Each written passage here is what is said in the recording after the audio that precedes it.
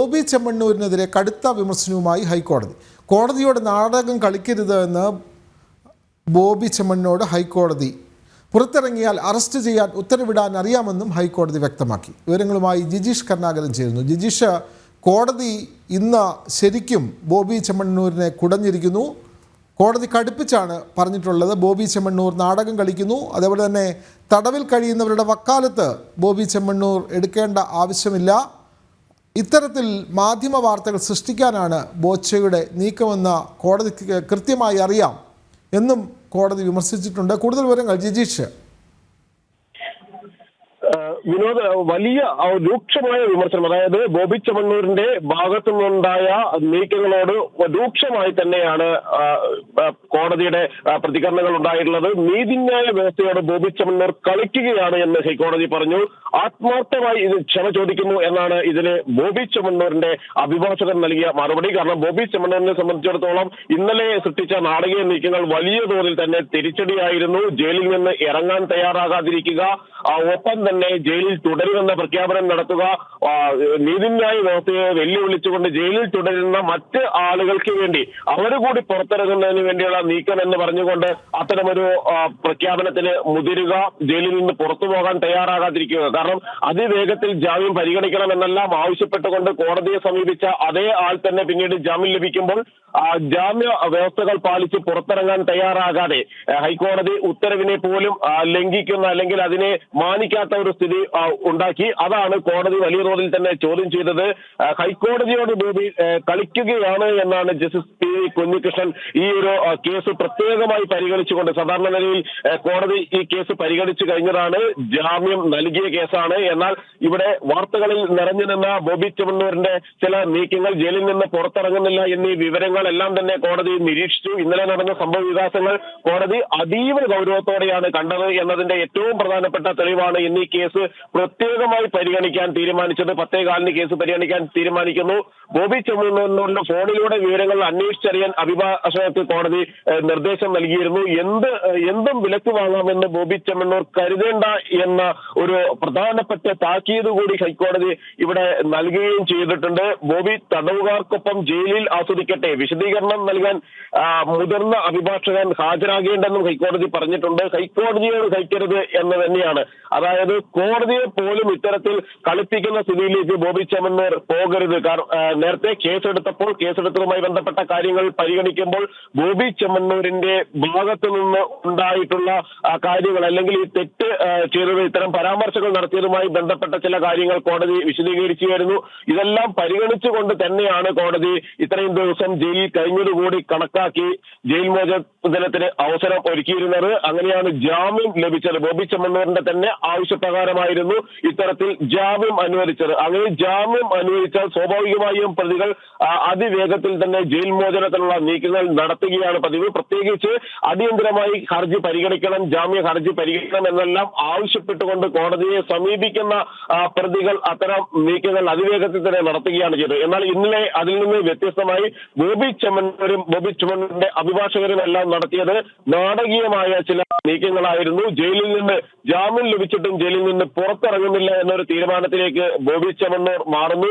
അത് ചില സഹതടവുകാർക്ക് വേണ്ടി, 26ഓളം വരുന്ന സഹതടവുകാർക്ക് വേണ്ടിയാണ് എന്നാണ് ഇന്നും പുറത്തേക്ക് ഇറങ്ങിയപ്പോൾ ബോബി ചെമ്മണ്ണൂർ വ്യക്തമാക്കിയത്. എന്നാൽ തന്റെ മുൻ നിലപാടിൽ ചില മാറ്റങ്ങൾ, കോടതിയുടെ കടുത്ത നടപടികൾ, കടുത്ത വിമർശനങ്ങൾ മുൻകൂട്ടി കണ്ടുകൊണ്ട് തന്നെ ചില മയപ്പെടുത്തലുകൾ ഉണ്ടായി. ബോബി ചെമ്മണ്ണൂർ ചില മയപ്പെടുത്തലുകൾ നടത്തിയിരിക്കുന്നു. രേഷ്മ ബാബു ചേരുന്നു. രേഷ്മ, കോടതി നഖശിഖാന്തം ബോബി ചെമ്മണ്ണൂരിനെ വിമർശിച്ചാണ് സംസാരിച്ചത്. കാരണം കോടതി നടപടികളോട് വളരെ മോശപ്പെട്ട നിലയിൽ ബോബി ചെമ്മണ്ണൂർ പെരുമാറുന്നു. ജാമ്യം നൽകിയിട്ടും പുറത്തിറങ്ങാൻ തയ്യാറാകുന്നില്ല.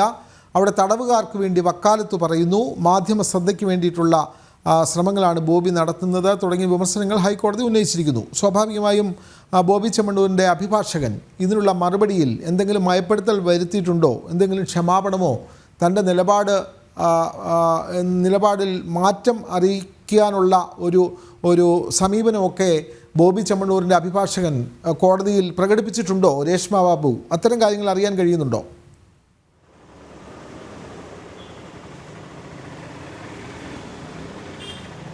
വിനോദ്, ഈ വിഷയം സ്വമേധയെന്ന് ഹൈക്കോടതിയുടെ സിംഗിൾ ബെഞ്ച് 10:15 പരിഗണിച്ച സമയത്ത് ബോബി ചെമ്മണ്ണൂരിനോട് വിശദീകരണം ആവശ്യപ്പെട്ടുകൊണ്ടായിരുന്നു പിരിഞ്ഞത്. അതായത് 12 മണിക്ക് ബോബി ചെമ്മണ്ണൂർ അഭിഭാഷകർ മുഖേന വിശദീകരണം നൽകണമെന്നുള്ളത്. പക്ഷേ കൃത്യമായിട്ടുള്ള ഒരു വിശദീകരണം ഹൈക്കോടതിയിൽ ബോധിപ്പിക്കാനായിട്ട് സാധിച്ചില്ല. മറിച്ച് മാപ്പ് അപേക്ഷിക്കുന്നു, അതായത് ആത്മാർത്ഥമായിട്ട് താൻ കോടതിയോട് മാപ്പ് അപേക്ഷിക്കുകയാണ് എന്നാണ് ബോബി ചെമ്മണ്ണൂർ അഭിഭാഷകർ മുഖേന ഹൈക്കോടതി അറിയിച്ചത്. ഹൈക്കോടതി പറഞ്ഞത് മാപ്പ് മാത്രം പോരാ, അതായത് നിരുപാധികം ബോബി ചെമ്മണ്ണൂർ മാപ്പ് അപേക്ഷിക്കണം, എങ്കിൽ കൂടി എന്താണ് ഇന്നലെ ഇറങ്ങാതിരിക്കുന്നതിനുള്ള കാരണം അത് കൃത്യമായിട്ട് ഹൈക്കോടതിയെ ബോധിപ്പിക്കണമെന്നുള്ള നിലപാടാണ് ജസ്റ്റിസ് PV കുഞ്ഞികൃഷ്ണന്റെ ബെഞ്ച് സ്വീകരിച്ചത്. അതിന് ഹൈക്കോടതി നിലവിൽ ഒരു ചെറിയൊരു സമയം സാവകാശം നൽകിയിട്ടുണ്ട്. അഭിഭാഷകർക്ക് ഫോണിൽ വിവരങ്ങൾ അന്വേഷിച്ചറിഞ്ഞ്, അതായത് ഫോണിൽ ബോബി ചെമ്മണ്ണൂരുമായി ബന്ധപ്പെട്ടതിന് ശേഷം എന്താണ് വിശദീകരണമെന്ന് കൃത്യമായിട്ട് 1:45 അറിയിക്കാനായിട്ടാണ് നിലവിൽ ഹൈക്കോടതി നിർദ്ദേശം നൽകിയിരിക്കുന്നത്. അതോടൊപ്പം തന്നെ കർശനമായിട്ടുള്ള സ്വരത്തിൽ ചില പരാമർശങ്ങളും ഹൈക്കോടതിയുടെ ഭാഗത്തുനിന്നും ഉണ്ടായിട്ടുണ്ട്. അതായത് ബോബി ചെമ്മണ്ണൂർ നീതിന്യായ വ്യവസ്ഥയോടും അതോടൊപ്പം തന്നെ ഹൈക്കോടതിയോടും നാടകം കളിക്കുകയാണ് എന്ന് ആവർത്തിച്ചുകൊണ്ടായിരുന്നു ജസ്റ്റിസ് PV കുഞ്ഞികൃഷ്ണന്റെ വിമർശനം. അതുമാത്രവുമല്ല, ഈ മറ്റു ചില കാര്യങ്ങൾ കൂടി ഹൈക്കോടതി കർശന സ്വരത്തിൽ പറയുകയും ചെയ്തിട്ടുണ്ട്. ജാമ്യം റദ്ദാക്കാനായിട്ട് താൻ നോട്ടീസ് നൽകുമെന്നുള്ള മുന്നറിയിപ്പാണ് സിംഗിൾ ബെഞ്ചിന്റെ ഭാഗത്തുനിന്നും ഉണ്ടായിരിക്കുന്നത്. 2 ആഴ്ചയ്ക്കുള്ളിൽ ഈ അന്വേഷണം പൂർത്തിയാകാനായിട്ട് ബന്ധപ്പെട്ട അന്വേഷണ ഉദ്യോഗസ്ഥന് നിർദ്ദേശം നൽകും. അതുമാത്രമല്ല, 2 മാസത്തിനുള്ളിൽ വിചാരണ പൂർത്തീകരിക്കാനുള്ള നിർദ്ദേശവും ഹൈക്കോടതിയുടെ ഭാഗത്തുനിന്നും ഉണ്ടാകും. അത്തരമൊരു നടപടിയിലേക്കാണ് കടക്കുന്നത് എന്നുള്ള മുന്നറിയിപ്പും അതോടൊപ്പം തന്നെ എന്താണ് വിശദീകരണം എന്ന് അറിയിക്കാനുമായിട്ടാണ് നിലവിൽ ഈ വിഷയം ഹൈക്കോടതി 1:45 മാറ്റിയിരിക്കുന്നത്. അതുകൂടാതെ എന്താണ് ഈ ജാമ്യം ലഭിച്ച് അല്ലെങ്കിൽ ജാമ്യ ഉത്തരവ് എക്സിക്യൂട്ട് ചെയ്തതിന് ശേഷം 10 മണിക്ക് ബോബി ചെമ്മണ്ണൂർ പുറത്തിറങ്ങിയപ്പോൾ ചില പ്രസ്താവനകൾ മാധ്യമങ്ങളോട് പറഞ്ഞിരുന്നു. അത് താൻ അറിഞ്ഞുവെന്നും ജസ്റ്റിസ് PV കുഞ്ഞികൃഷ്ണൻ പറയുകയും ചെയ്തിട്ടുണ്ട്.